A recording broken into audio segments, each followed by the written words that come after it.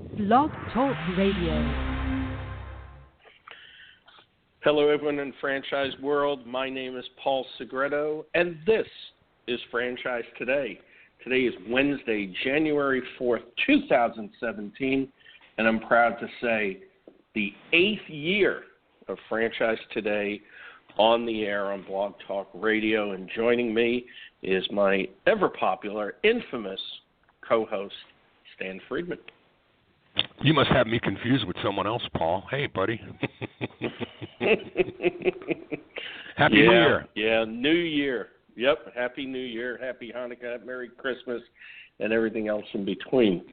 Good Kwanzaa, right? A little bit of Hanukkah. Yep. Kwanzaa. Yeah, Paul, I just can't believe the year zipped by, didn't it, man? And here we are saying Happy New Year, and we're off and running. I mean, this year with IFA so early and Franchise Expo South in front of it, January is just like right out of the gate with heavy-duty activity. What are you seeing? Yeah, I'm seeing a lot of activity. I mean, obviously, first time in a long time that Hanukkah and Christmas were in the same week, and so it was really just eerily quiet for a while. And then, of course, nobody was back on Monday. But, boy, yesterday morning, all hell broke loose and in a very positive way. And, of course, we're now just – and it's hard to believe coming out of the holidays. We are 8 days away from Franchise Expo South. Usually we've got about 30 days to prepare. So we'll be there. And then 2 weeks later, we're in Vegas for a great IFA event, our IFA 2017 convention. I mean, just great time. Great time. Hey, speaking of great times and great milestones, before I share some front of the house information, you got some hot news to share, don't you? Yeah, some interesting news. Of course, as many of our listeners know, back in September, I was appointed president of the Franchise Brokers Association in addition to my CEO role at Franchise Foundry. And of course, this is all about development, and I'm pleased to announce that Anita Best, one of the FBA brokers, was the FBA's first $1 million broker in 2016. Anita brought in over, get this, Stan, $1.2 million in franchise fees in 2016. And, my hat's off to Anita. What a tremendous year she had, and what a great job she has done. So, yeah, $1.2 million in franchise fees. If I'm not mistaken, isn't she here in Atlanta? I'm not really sure. I'm not really sure. I don't know why I think I know that, but I think I did. So I'm twice as proud if she is, but proud of her nonetheless. That's quite a milestone. That's a great tribute to your organization, Paul. Kudos to you on that. Yep. And we got some great things coming down the pike for it. So what else we got on front of the house? Now, just a few things we want to acknowledge with the IFA convention, as we said, coming up here just in a few short weeks. We want to once again congratulate this year's National IFA Award winners, the Hall of Fame and past chair of IFA, Russ Frith of Lawn Doctor, is the IFA Hall of Fame award this year. Entrepreneur of the Year goes to our good friend Gordon Logan, CEO of Sports Clips. The Bonnie Levine Award goes to Rhoda Olson, CEO of Great Clips. So we've got a lot of haircuts. Diversity Award goes to Ferenz Ferrer, CFE of Ferrer & Ferrer. He's the CEO. And then the Dennis Wazurek Free Enterprise Award. This is a big one this year. I'm kind of happy to see this one.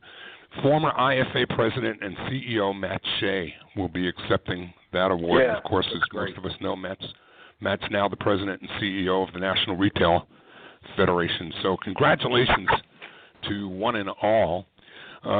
Anybody who has yet to see the January issue of Franchising World wants to be on the lookout for an article that's going to talk about how will Donald Trump impact franchising. And that topic is about on everyone's mind, Paul, especially now that we see a member of the franchising community and Andy Puster becoming Trump's choice for the head of labor. So, I mean, as a U.S. Labor Secretary coming from franchising, I think we've already seen what Donald Trump's impact on franchising might look like, but at least that's hopefully the first of many good news stories that will be coming out of the new administration and relieving some of the regulatory burdens that have been placed on franchising over the last 8 years. Also, Paul, front of the house, we still need to get franchising stories out there, as well as we've done this year under Aziz Hashim's leadership in trying to help straighten up people's perception of what really franchising is all about versus what they think it's about. The IFA is still looking for stories to be told. So this year, if you've got a franchising story that can help people understand the value proposition that your franchise brings to the communities that you serve, please get that to IFAs at Our Franchise Initiative at the IFA website and let your story be told.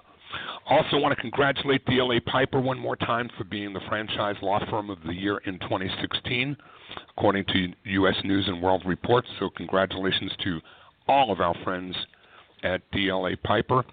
And Paul, we'll talk a little bit toward the back of the house about upcoming events above and beyond the upcoming Franchise Expo South as well as the convention. But we'll save that for the back of the house. I think that's plenty on the front side. Yeah, it is plenty on the front side. In looking at information regarding today's guest, and of course I do want to thank the great folks at Fishman Public Relations, who's been a great partner with Franchise Today. I saw an interesting quote, and it said, "Should competitors be worried about us? Absolutely. They are manufacturing in commissaries and focusing on technology, mass, and speed. We are baking bread from scratch the right way and offering a franchise opportunity for a significantly lower cost than the big box guys. We can outperform them with our product and outcover them with our new model. I've heard people say we have for long been the best kept secret in the industry. Well, now the secret's out." And of course, that's from today's guest, Eric Keshin, the President and Chief Marketing Officer of Great Harvest Bread Company. Eric, welcome to Franchise Today. Thanks, guys. It's great to be here. And I'm hearing something about bread the way it should be. I mean, I personally can't think of a piece of bread I've ever met that I didn't fall in love with. So I'm really interested in learning the difference between just a piece of bread and, the full loaf the way you guys do it. Sure. Well, there's a big difference. Well, I love the fact that I read it said, bread the way it was made in the Bible. A lot of the fanatic customers have called it, bread heaven. Just really looking forward to understanding a little bit more about the brand.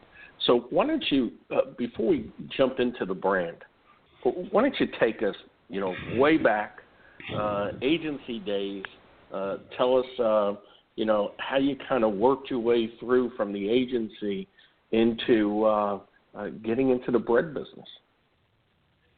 Sure, I'd be happy to. I spent 30 years working in one of the leading national or international advertising agencies in the world. And unlike a lot of people in advertising, I actually spent the whole time in one agency group, which was McCann Erickson. And during that time, I worked on some pretty unique things that have occurred. The first thing I started with was the actual divestiture of the Bell system, so I'm aging myself here considerably. But it used to be the Bell system, and I actually launched the brand AT&T, which was at the time only a trading symbol. But I spent, going through what was a marketing event unlike any other, which was called Equal Access, where every person in America had to go back and choose what their long-distance company was. So all of the share was up for grabs. It's like going into your house, taking the toothpaste out of the cabinet and saying, what toothpaste do you want to buy from now on? So that was quite a challenge. And, not a lot of people went through that. But from there, when you work in an agency, one of the benefits is you can work on a lot of different marketing situations without leaving the place you're at. So I really worked on a whole variety of things, but the things that were, I was in the phone wars to start, then I was in the cola wars, and then I was in the burger wars. And one of the things I worked on was Burger King, which was my first exposure to the franchise world. And then immediately, Burger King changed agencies, every 2 weeks. So my second adventure was working on Wendy's, and I worked on that on a very focused basis, and it was right after the passing of Dave Thomas. So that was quite an advertising challenge, if you remember back. And then also worked on TGI Fridays, Applebee's, IHOP. On a retail basis, I launched Lowe's against Home Depot and rolled them out nationally. Did the same for Kohl's. Launched what was a precursor to Apple stores at the time, which was called a Gateway Country Store. We took Gateway to like number one in the consumer PC business. And then I also worked on Verizon Wireless and the whole Can You Hear Me Now, and went up against the iPhone for quite a while. So, and then I did a bunch of IPOs and a bunch of different stuff. But that really was a considerable background in terms of really learning how to compete, understanding. I mean, we used to present to the franchise boards at, Burger King and Wendy's, and, I was there when Applebee's and Dine Equity was formed and bought Applebee's, from the IHOP standpoint, as well as, just learning how to compete, learning how to position competitively, learning how, consumers understand and make their choices and how important that is to build a brand. So from there, after 30 years, and I ran the New York office of McCann, and then I ran all of North America, which involved about 19 different agencies across the U.S. and Canada. And then I was the COO globally. And that also incorporated public relations agencies, event marketing agencies, and digital and direct marketing, consumer relationship marketing agencies. So my background is pretty much across the board. When I decided to get out of the agency business, which was, I was working out of Manhattan for all those years, one of my ex-clients called me up and said, look, we need a CMO, and that turned out to be, I became the CMO for Hewlett-Packard for all the printers and computers at the time, and was, again, competing against Apple and, the iPhone and the iPad especially. So that was, again, a pretty fierce competitive environment. I did that for about 2 years, and then, that was commuting across the country, which was kind of tough. I decided to try, a startup company just to see what that was like, which brought me into Pittsburgh. And then there's an interesting loop in this story, which is how I ended up at Great Harvest. In Pittsburgh lived my old fraternity brother, who was the CEO of Great Harvest and had been there for 12 to 13 years. The startup I was working on was in the loyalty credit card technology business. So I started talking to Mike Ferretti, who was my friend, right, about you should become part of this loyalty card, which is where I learned of more detail about Great Harvest. I decided, the startup world was kind of quirky. I didn't really want to be there. There was no major kind of investment in marketing to be had. So I started consulting, and the first thing I did was say to Mike Ferretti, look, you got quite the brand story here. Why don't we develop this further? I can help you do that. I did that with him and, one of my ex-planners at McCann. We'd worked on that. And then I got more involved, and he said, why don't you become the CMO, which I did. And then I was with the company about a year, and he had a majority partner who at the time decided he wanted to exit, so they were going to put the book out to find a new investor. And that's when I inquired as to, what would that take. And from there, Mike and I, having learned a lot about the opportunity with Great Harvest, I said, this is something I want to own. So Mike and I are now the majority owners of the franchise company. And we both went to University of Virginia, and we have a third partner who also went to University of Virginia. We all went to the McIntire School of Commerce. So you now have this triumvirate from UVA, who is now the owners of the franchise group of Great Harvest. So it's kind of a interesting, like, roundhouse story from graduation at UVA back to working with guys I was in school with. It seems to me that there has to have been something of a real transition for you when coming out of the agency side and working on accounts, heads up across many different accounts and projects like you articulated, to becoming, the president and chief marketing officer of a single brand and a franchise concept at that. Boy, that's just a huge leap, isn't it? How did that work, and how long did it take to get your legs under you in that kind of a transition?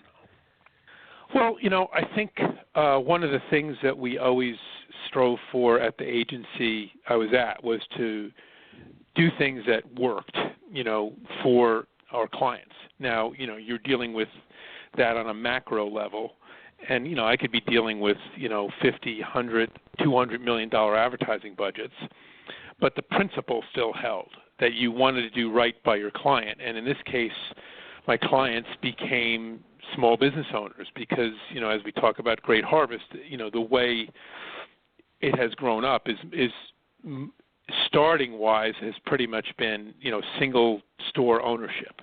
So I went from, talking, major budgets and effectiveness down to figuring out how we could be more effective on an individual store-by-store basis or market-by-market basis. So it's a different scale, and then certainly there's more education and more, explanation that I have to provide.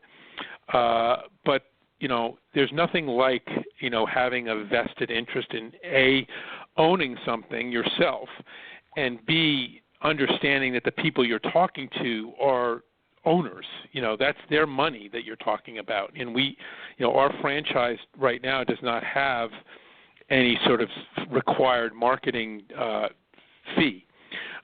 So really what I'm talking to people about is making an investment and getting a return on that, and figuring out how to make that jump easier for the individual owner to understand and have faith in. I find it intriguing and interesting as I sit here and reflect on my 30 or so years in franchising. I don't think I've run across as many CMOs in the CEO chair as I wished I could have.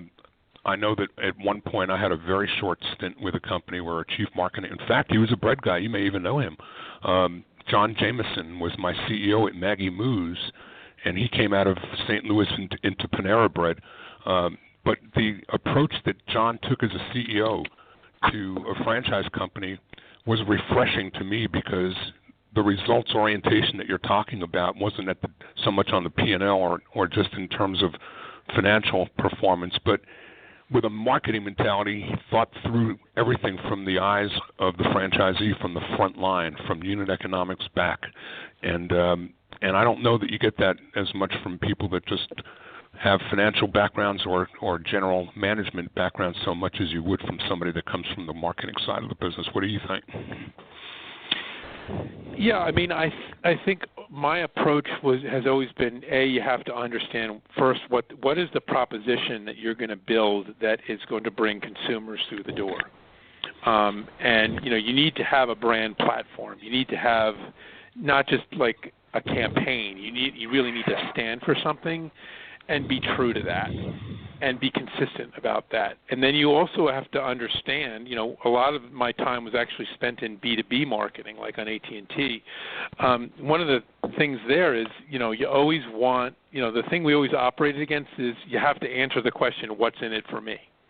Right? So you have to have the perspective when you're talking to either a current franchisee or a potential franchisee of, what that's what they're looking for. What's in it for me? How is this going to help me gain an advantage or get a return or grow? And I think that's the perspective that it might make a CMO approach a little bit different, because you come to it from a almost be it a B2B consumer or a consumer perspective, and are looking for kind of cause and effect, rather than a pure number. You have to look at behind that. Yeah, I love the thought of a franchise company having a CMO in a top spot. I love that perspective. You know, in reading some of the press releases, it was interesting to see that Great Harvest is referred to as a 40-year-old farm-to-table brand. And, of course, we hear more and more of farm-to-table over the last few years, especially with millennials, and you hear about, you know, organic this and organic that. So you guys have been doing this for obviously a long time. What is the consumer proposition? Why does, you know, Great Harvest stand out, and how does Great Harvest stand out in the consumer's mind, especially with so many choices in such a competitive market? Well, that's a good question. You have to start with the bread. Okay, so what we position ourselves and where we're coming from is that we are bread heaven, and we are doing bread the way it ought to be. And you mentioned it. We are literally baking bread the way bread was made in the Bible. If you think about it, you know, everything that has happened in the industrial age, in the modern era, while good for a lot of things, has not been good for bread, because, you know, mass manufacturing leads to dough conditioners, leads to taking things out, putting preservatives in, all the things that, you know, puffing bread with air. It's pretty simple. If you go to a supermarket aisle and you walk down that aisle and you pick what you might think is an artisan bread, just pick that bread up and read the label. Then pull out your encyclopedia or your smartphone and try to figure out what's in the bread. It's interesting that there's been so much focus, as you said, on, you know, organic this or, you know, pure that, and, you know, GMO free. For some reason, bread, people's acceptance of bread has sort of jumped over that. If people paid more attention to what was going on. I mean, supermarkets used to bake bread literally from scratch. They left the bakery sign up, but they don't do that anymore, right? At best, it's coming in par baked. It's coming in frozen, and they might stick it in an oven if you're lucky. But again, look at that. Look at that label. What we're doing is literally, we said farm to table. We procure wheat from local farmers in the Golden Triangle of Montana. We don't sell the wheat to our franchisees. They're buying it direct. We just determine what the source of that wheat is going to be, and one requirement is that they get their wheat from these farms and through the sources that we've identified every year. That is literally being then shipped to each location, each Great Harvest. There's over 200 of them across the country, and they are receiving that as wheat berry. It's not flour. It's wheat berry. And each Great Harvest location, or in each market, is going to mill that wheat on site. And you do that to preserve the flavor and the freshness. And they're literally creating flour, and they're going from wheat berry to flour to kneading by hand to baking that bread fresh starting, could be 2:30 in the morning every day, and making fresh bread. And it's a requirement that they source the wheat from the Golden Triangle of Montana. That's one thing that makes us special. Two is they've got to mill the wheat fresh and not, freeze it or do anything like that. And they must sell the bread within 24 to 36 hours fresh. If we do not sell that bread fresh, it's donated to a local food bank or charity. So what when you walk into a Great Harvest is that is absolutely farm to table, fresh made by hand, kneaded by hand by the people standing behind that counter, and that bread was made that day. Okay, and the reason we can't make all of our different varieties every day, and that it's up to the individual owner to decide how much of each variety or what varieties they're going to make on certain days based on local tastes, is because it is literally being made by hand. We can't mass manufacture everything and have it sit on the shelf. So a lot of these other places that talk about, baking their bread, I mean, a lot of times they're getting it partially baked. It's usually coming in a frozen type of of state, and then they're baking it the rest of the way. But, of course, they're saying that they're baking it daily, unlike what is going on at Great Harvest, which is actually grinding the grains right down to the point of making the flour. I mean, that's a remarkable difference, I would imagine, in the taste. You know, it's interesting you mentioned about putting air into the bread, and I had never thought about that. I imagine, like anything else, there's a lot of tricks to the trade. How do you how does the consumer feel about, you know, cost and what have you? I mean, obviously there's got to be some trade-off that they're looking at. You know, do I go to a specialty place like Great Harvest? Do I go to the supermarket? I mean, understanding that there's a trade-off in taste. But where do you stand from a competitive standpoint cost-wise? Well, cost-wise, you know, we're going to be at a premium at, you know, versus your cheapest supermarket bread. But what I would say in terms of bread specifically is there is no real competitor that we have. I mean, our competitor is inertia. And what I mean by that is it's just people doing what they've grown accustomed to doing, which is buying bread in the supermarket aisle. And what we need to do when you think about bread only is really change people's behavior. We need to literally have them make that other stop. You know, so and part of that is the experience of actually going into a Great Harvest. When you go into any Great Harvest, the first thing that somebody's going to say to you is, would you like to try a slice? Anybody can walk into any Great Harvest bakery, and we have what's called a bread board, and the breads that were made that day are out, and you can sample it, a slice for no cost. There's no commitment there. The reason we do that is because once you taste our bread, once it's in your mouth, you just don't turn away. You don't go back. And so our number one thing is to get people to understand that. The analogy I use, one of the brands that I worked on initially, right out of school in 1980, was Nescafe.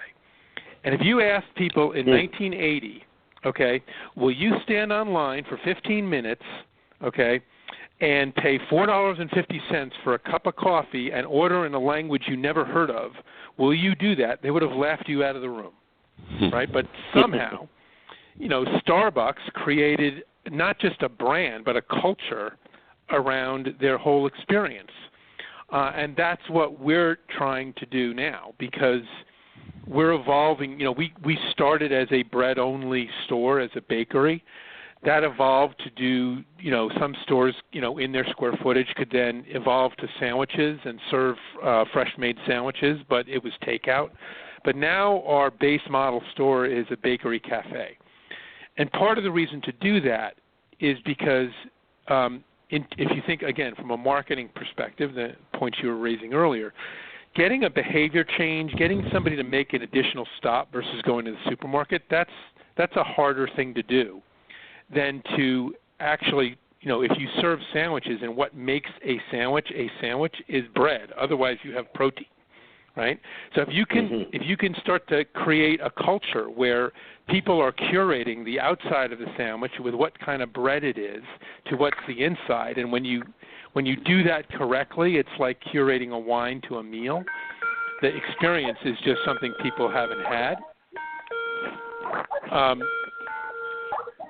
Somebody's getting a live call.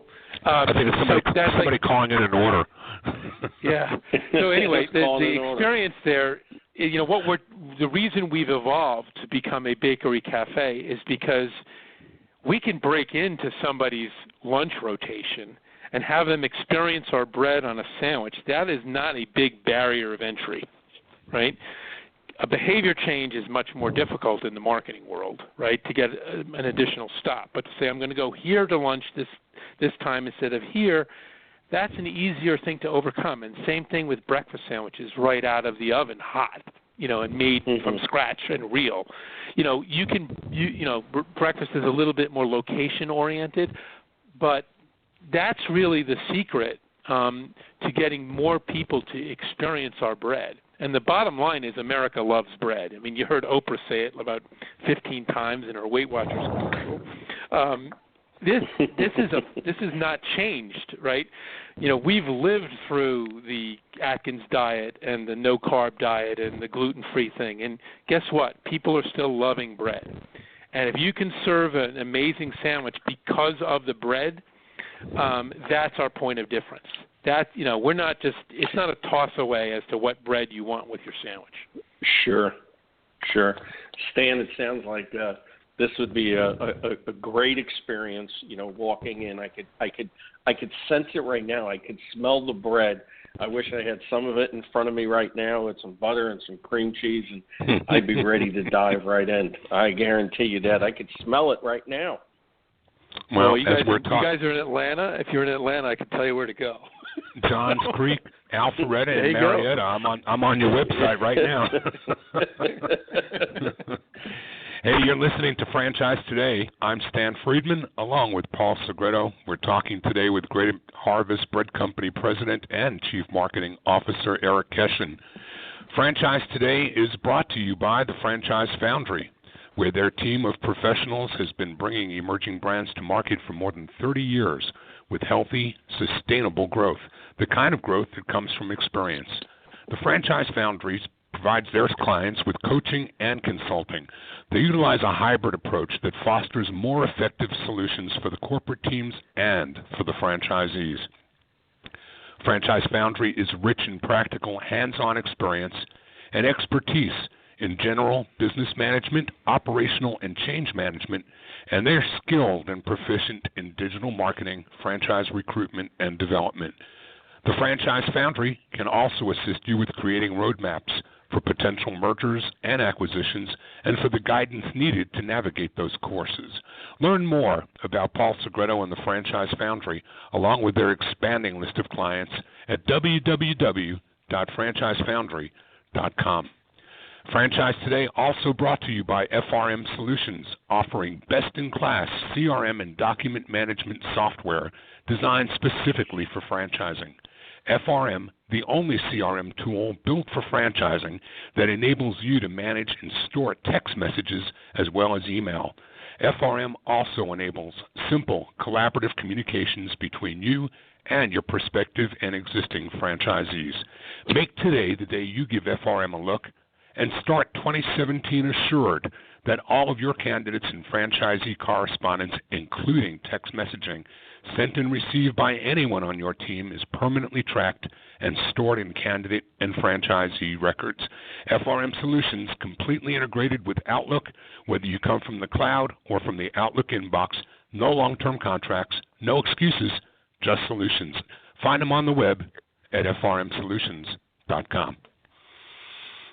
So, Eric, we've learned a lot about you, and we've learned some more about the brand. And I'm proud to say I'm going to go find that Johns Creek location sooner than later. Let's talk a little bit about the franchise side of your business and who it is that you're looking to attract and what kind of skill sets they bring with them that enable them to become successful in your world. Well, let's start with a little bit of our evolution. So as I said, we started as a bread-only bakery and evolved to sell sandwiches. And that was on a takeout basis. And now we're offering, our base model is a bakery cafe. Now, what we've now added is we would call that a hub, all right? So a bakery cafe will bake bread and will seat about 30 people and would be about, 2,300 to 2,500 square feet. But now we also have what we call a cafe-only model, which is our spoke, which should be located within 30 minutes of that hub. So if you were to look at the stores in Atlanta, perhaps there's a hub there, one of those stores could be a hub. You could add a cafe-only in like a Main Street downtown area that would be about 1,500 square feet. That would do everything that the bakery cafe did, except you wouldn't literally bake the bread there. You'd bake cookies and goodies and biscuits there. But you don't need the big bread oven. It's a way for you to expand your footprint and amortize your investment. And let's say in Atlanta, you might put that in Buckhead, right, and deliver the bread from Johns Creek or whatever. That's the evolution of our model, is a hub and spoke model.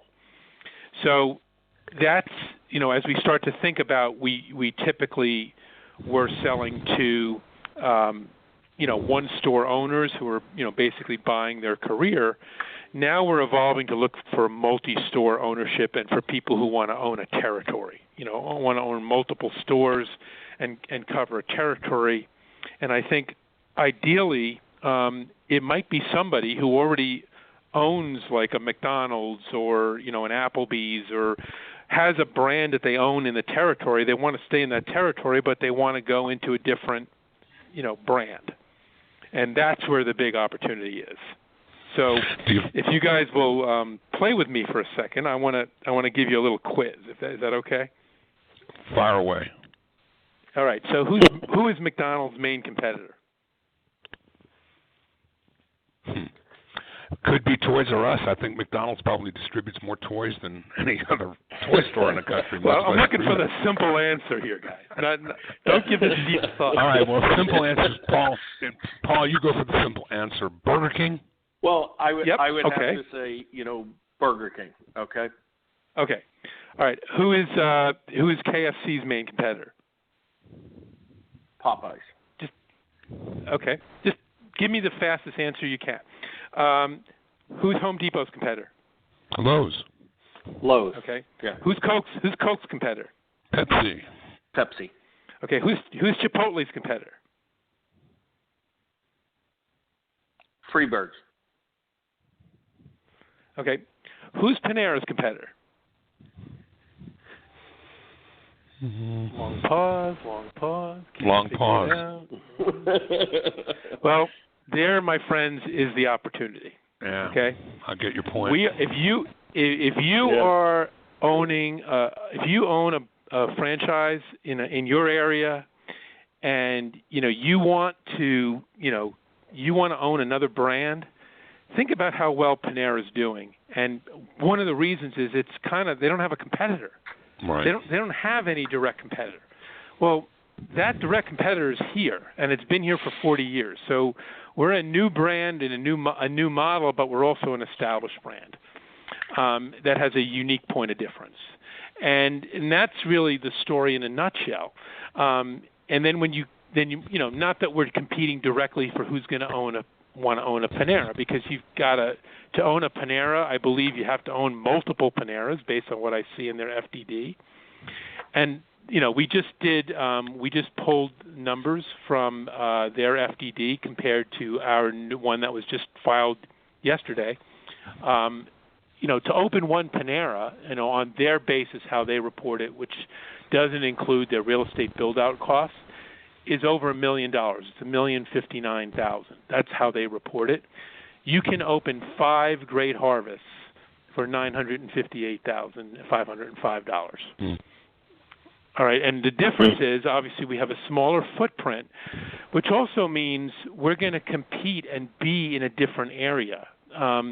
They tend to larger footprint stores. They many times are going to be standalone. We want to be on Main Street. We want to be in the cafe area downtown, and that's and I'm not talking major downtowns. I'm talking about small towns, right? Villages that have a Main Street. We want to be that local, baked from scratch bakery cafe where you can go in and get this amazing sandwich. The aroma is going to float down Main Street, and you're going to come in, and we're going to do a good business there. I mean, our model now, is doing, our average on these hubs is about. Let me get the right number so I say exactly the right thing here. For a bakery cafe for our new hub is over $950,000. And I'm not talking like right now being in a major top 10 metro area. We're doing business that's great business. One of our most successful bakery cafes is in Owensboro, Kentucky, or in Greenville, North Carolina. These are not your major cities, so we can do very, very well in that kind of market. You can be the biggest game in town, and you're going to compete sort of away from the big box, standalone, fast casual stores.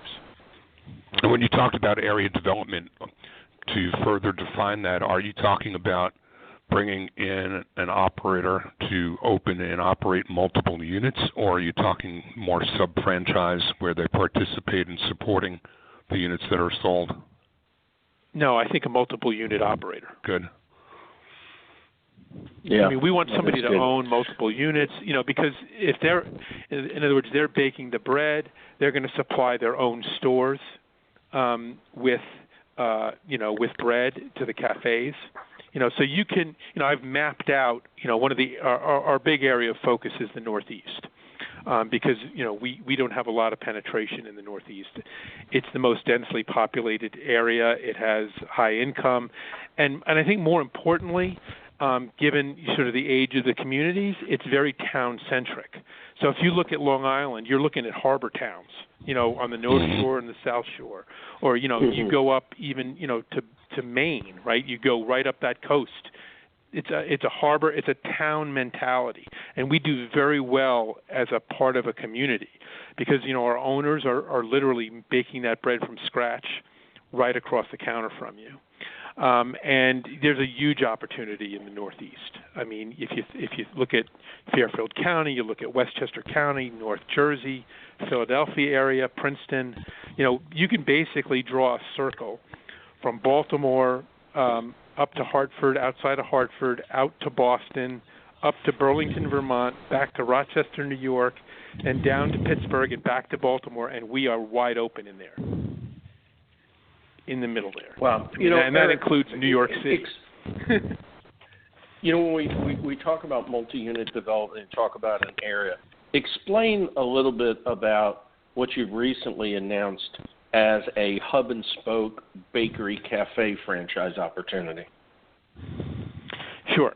So a bakery cafe, which we would call the hub, is probably, you're looking at an average investment of about, again, it's going to vary by market, but $300,000 is our average to build from scratch, and that would be about 2,300 to 2,500 square feet. And that is where you would bake your bread. So if you were operating a territory and you were going to occupy, put different stores around, let's say Fairfield County, you might look to put the bigger store in an area where the rent was less, right? Just if you're thinking it through. So you might put your hub in, let's say, Norwalk, right? And you would put cafe onlys, which are 1,500 square feet, where you would deliver the bread to, but make sandwiches and bake, muffins, scones, cookies, everything else in a Darien or in a Westport, in a Greenwich, where your rent price is going to go up, but your square footage is going to be less, right? So basically, the bakery cafe becomes the franchisee's commissary, so to speak. And then the bread is still made fresh every day, and then it's shipped out to his or her current,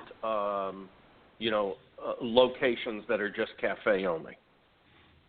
Yeah, although I would not call it a commissary because it's a live, real retail bakery cafe. You just happen to be baking the bread there, and you're putting it in your, SUV, and you're driving it to the.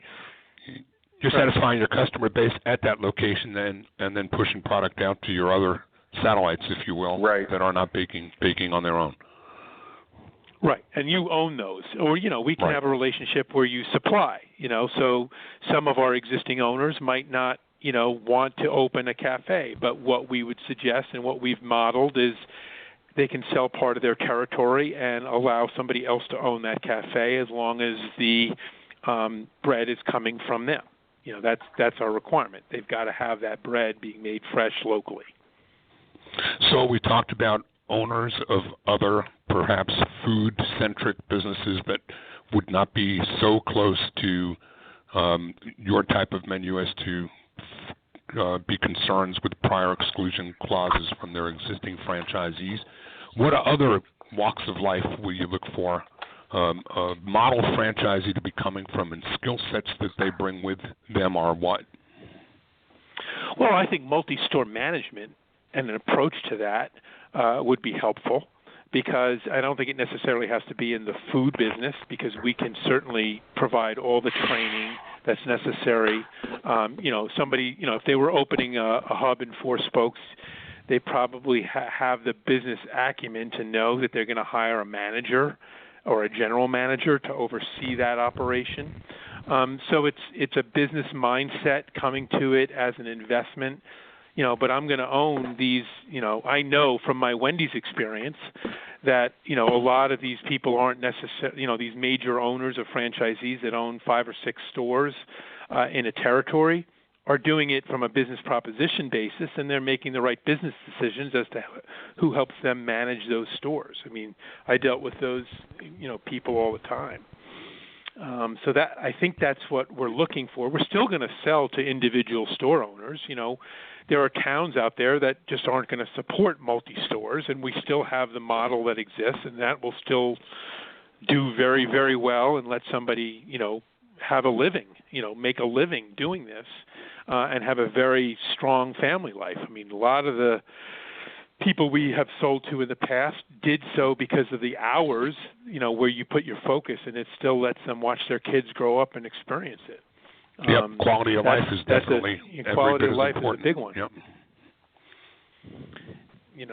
But I do think that this represents, like I said, it's a hidden secret. People, you've got a very strong brand proposition. We're one of those brands that I would have labeled a genuine, authentic brand, which means, here are brands that do things a certain way, they stick to it, and it's very real and authentic.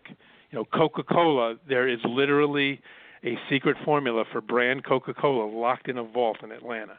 And if you go around the world, that product is exactly the same. The only thing that changes, the logo's the same, the brand look and feels the same, and the only thing that changes is the water, where you're getting the water. But that's an authentic brand. And water is have a big that component of bread, right? Yeah, right. True. I mean, but our basic 5 ingredients, yeast, water, salt, flour, honey is our natural preservative. It's what we use to sweeten the bread, and it's also a natural preservative. That's another thing that makes us Eric, different. But yeah, and I also think what makes you different, and as I've read, another differentiator of Great Harvest Bread Company is a freedom franchise model. Explain a little bit about that, because I really like the way franchisees are allowed to add menu items specific to a particular city or region, stay open earlier or later, and basically give their bakery cafes, truly a local neighborhood, type of look and feel. Sure, absolutely. So, if we start with what we require you to do, you need to source the wheat from the local farms that we align with in the Golden Triangle, Montana. You need to mill that wheat berry fresh on site, and you need to bake your bread and sell it within 24 hours. Everything else, we provide plenty of guidance. We provide all the recipes. We provide pricing instructions. We provide all the support you could want. But an individual owner is free, and you've got to use our logo and our trademarks and things like that. But the design of the store, we need to approve, but it's unlike, a McDonald's or a Burger King or a Wendy's or whatever, where you're pretty much locked off. You're executing their program, soup to nuts, and there's not a lot of freedom in that. We allow owners to tweak the recipe. Obviously, you're baking every day fresh. It's up to you what you want to put on that menu. There are stores where, different menu items are the number one sellers, and they're free to adjust what they make on any given day. They are pricing locally. They are also, sourcing produce. Another competitive advantage is we're literally sourcing produce locally, and that's, up to the individual owner. They can source that from local farms. We have a Pete's Coffee program, but our owners are also free to choose a local roaster, right? So they can offer the most popular local coffee. They can even, they can take our recipes, they can change the name of what they call it, to be kind of, have a local flavor, which makes my job as chief marketing officer fun. And so you can imagine there's all this freedom that exists, but what we find is if people do our stores do very well, who can follow our menu guidance and how to expand the menu, but they're free to really kind of name it and make what they want in different volumes and different days, and we're certainly providing a lot of guidance. So to a multi-store owner, we can provide all the sort of support they want, but they can develop their own look and feel. If you wanted a kind of a shore look and feel, across Long Island or in the coast of Maine, you could do that. One of our, there's a store in Texas right now that's, staying open later and serving wine and beer and cheese. That's a unique situation. But that's something that we allow. We want our bakery cafes to have a local flavor. Everything is made and sourced locally. They meet the requirements for able to go into a farmer's market. That really tells you how local it really is. That we can for the most part meet those credentials to get into a local farmer's market. Well, I hear, Paul, that's freedom. I hear an awful lot of diversity. I hear a brand that doesn't compromise on the quality of its product, but is able to have some local flavor added to their national offerings, and one can open a store that has zero prior experience in food, or somebody who is a seasoned food operator with multi-units looking for some new opportunities without having to travel further down the road to provide them. It all sounds like it's in one place, and we've found it all right here. So, Eric, for those who want to learn more about you and where you may be found at any upcoming expos or shows, or if you would, just your website, but please tell people how they can get further information and get a closer look at what you're offering. Well, first thing would be to go to greatharvest.com, and there's a new section called, multi-unit franchising, right, multi-unit operators right on the front page. We will be, Mike Ferretti and I will both be in Las Vegas for the IFA show. We will also be at the multi-unit show in April in Las Vegas. And then we're actually starting a campaign, so we will be advertising this in some franchising publications and the Wall Street Journal starting, mid-January on. So hopefully we break out of that being a secret and into, a primary opportunity for people. Awesome. Well, I know Paul and I are looking forward to learning more and meeting you both, as we'll all be at the IFA convention and the multi-unit conferences together. And I want to wish you all the best in bringing this tremendous offering around the country, a brand that's got a great many years behind it, giving the opportunity for both single and multi-unit ownership to franchisees of other brands or first-timers. That's just it's not something we hear every day, Paul, in the offerings that we bring to the audience, is it? No, it isn't.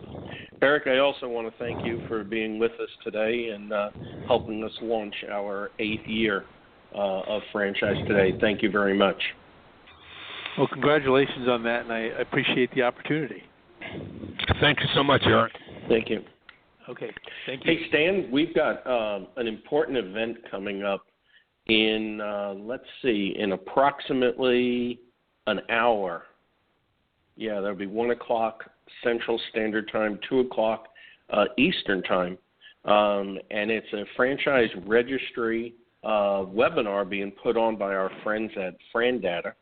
And the webinar will equip people with the tools they need to help lenders resolve their uncertainties around working with their brand, remove franchise hurdles so the lender can focus on the borrower, whether they be your franchisees or prospective franchisees, and improve processing times for lenders, meaning faster ramp-up time for your prospective franchisees.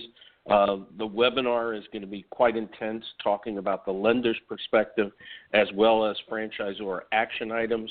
If you want to register and don't know where to go, the best place to go is send a quick email out to mmoy@frandata.com. There's still room left in the webinar attendance. I highly recommend it. There's a lot of uncertainty right now regarding the new SBA standard operating procedures that might affect the volume of franchise loans they're able to finance in 2017. So if you haven't already learned more from one of your franchise finance providers or from your franchise attorney, this is definitely a webinar that you should attend today. Well, for those that are tuned in real time in live, Paul, I hope they'll take that and run with it. And for those who tune in to us a little bit after, when you download from iTunes or from Blog Talk Radio, perhaps that webinar will be recorded and still available on demand. Yeah, that'll be great. That'll be great. Anything else on Back of the House? Just looking forward to seeing you guys, you and us, and all of the franchise world in Dallas next week. Can't believe it, it's upon us, but here we go. Off and running for the new year, and it's off to a great start. And, of course, the IFA convention just almost immediately thereafter. So before you know it, Paul, we're going to be into February, March looking at the spring. But what a great start to the new year, and I really, really appreciate the fact that we get to bring these programs to our audience, and we, you and me, learn as much each week as we hope the audience does from the guests that we bring to Franchise Today. Absolutely, and maybe one of these upcoming events, you and I, can see each other a little bit more than just passing down an aisle. It seems that was the case the last two events that we saw each other. Let's do that someplace where there's a pastrami on rye involved and see if we can't even get it on some great harvest bread. What do you think? Yeah, that would be great. Maybe we need to do that in Vegas, kind of a tipping our hats to Carnegie Deli, which closed its doors in New York but still has a location in the Mirage. I'm all for it. I'm all in. Let's go. All right. Until next week, my name is Paul Segreto, wishing you the best, the very best in this great, great thing we call franchising. And franchising today is out.